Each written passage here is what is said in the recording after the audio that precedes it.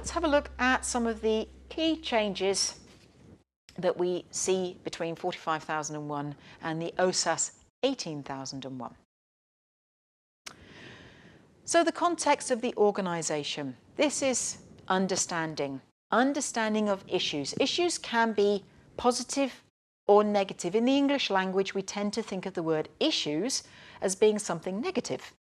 But actually here in the standard, and in all the management system standards that have transitioned to the high-level structure, issues relates to something that we need to think about, something to consider, and they can be positive and they can be negative.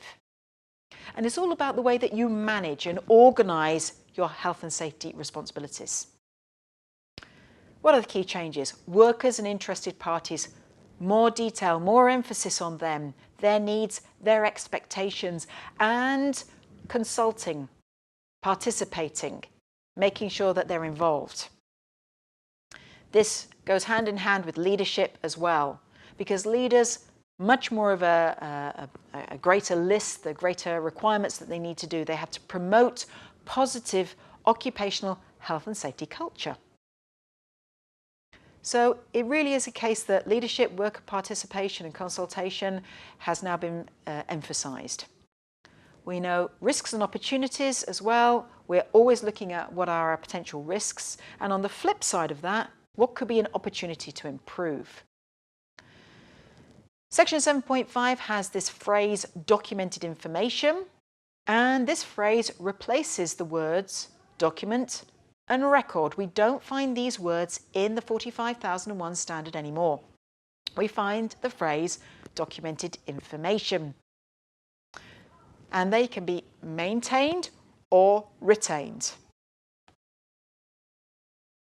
Operational planning and control, far more detail here in this section.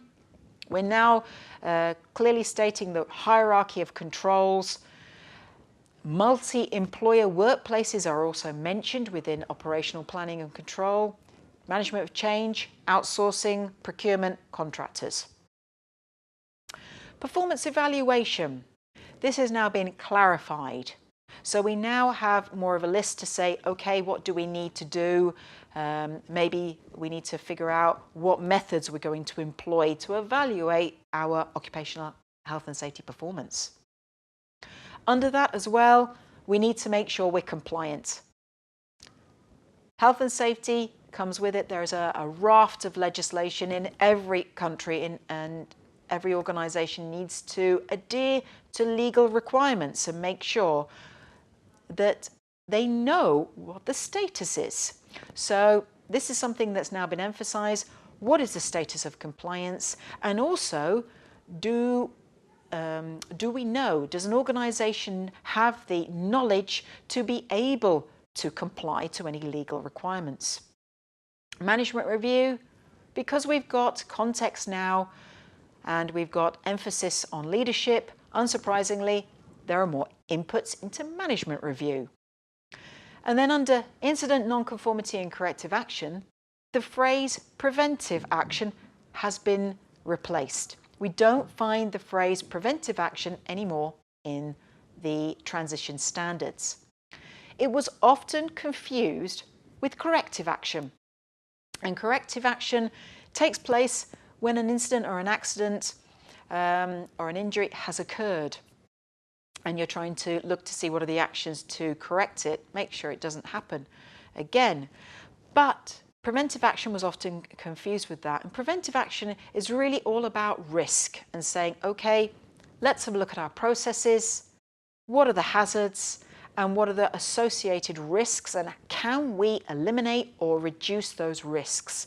And this is why the phrase preventive action has been removed, and we now have the terminology of risks and improvement.